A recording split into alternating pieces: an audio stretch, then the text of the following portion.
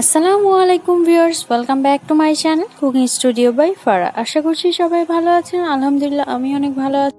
দুদিন বাদে ঈদ, তাই আমি ঈদ স্পেশাল রেসিপি নিয়ে চলে এসেছি। আজকে আমি আপনাদের করে দেখাবো বিফ কোরমা। বিফ কোরমা আপনারা খেতে পারবেন পরোটা, নান বা পোলাও দিয়ে। সব কিছুর সাথে অনেক ভালোভাবে এটা মানিয়ে যাবে।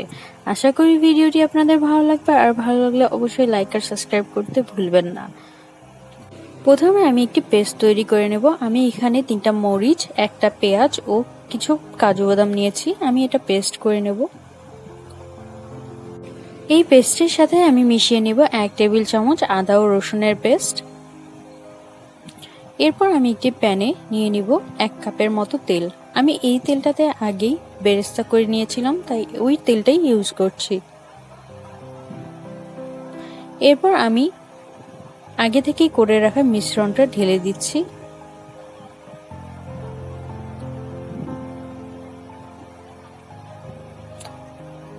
আমি এটা অনেক ভালোভাবে ভেজে নেব।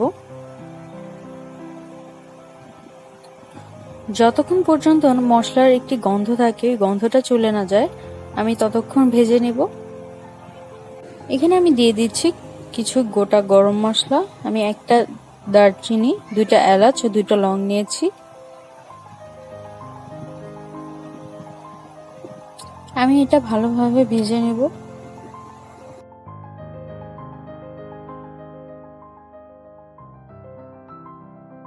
আমার মশলা ভাজা হয়ে গেছে, দিয়ে দিচ্ছি পেঁয়াজ বেরেস্তা।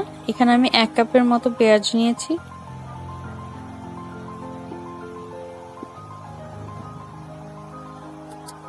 এরপর আমি দিয়ে দিব ধুয়ে রাখা মাংস। আমি এখানে হাফ কেজির মতো মাংস নিয়েছি।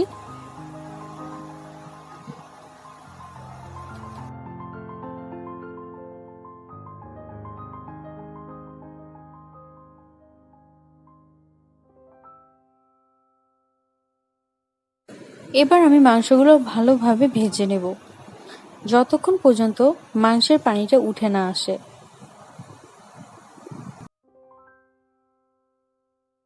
আমার মাংসটা একটু ভাজা হয়ে গেছে। এরপর দিয়ে দিচ্ছি স্বাদমতো লবণ। আমি আবারও ভালোভাবে নেড়ে চেড়ে দিচ্ছি।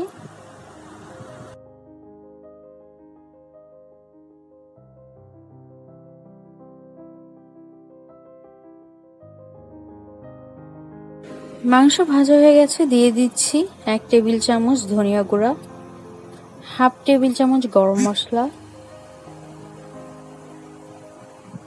এরপর আমি আবারও ভালোভাবে নেড়ে দিচ্ছি।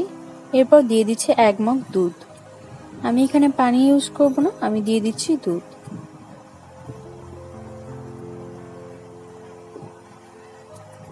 আমি এবার এটা সিদ্ধ হতে দেব। তার সাথে আগে দিয়ে দিচ্ছি 3টা মরিচ। আমি এখানে 3টা গোটা মরিচ নিয়েছি। আমার মাংসটা একটু সিদ্ধ হয়ে এসেছে। আমি দিয়ে দিচ্ছি 1 টেবিল চামচ সাদা গোলমরিচের গুঁড়া, দিয়ে দিব 1 টেবিল চামচ চিনি। আবারও আমরা নেড়ে চেড়ে দিব।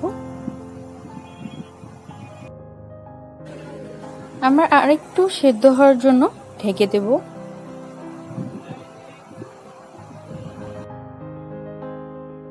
মাংসের তেলটা একদম উপরে উঠে এসেছে। এরপর আমি দিয়ে দিচ্ছি 2 টেবিল চামচ ঘি। ঘি দিয়ে আমি আরেকটু দিয়ে দিব পেঁয়াজ বেরেস্তা। আবারও আমি একটু নেড়ে চেড়ে দেব।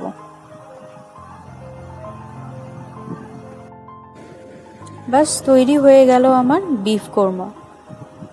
আশা করি ভিডিওটি আপনাদের ভালো লাগবে। ভালো লাগলে অবশ্যই লাইক আর কমেন্ট সেকশনে জানাতে ভুলবেন না। আসসালামু আলাইকুম।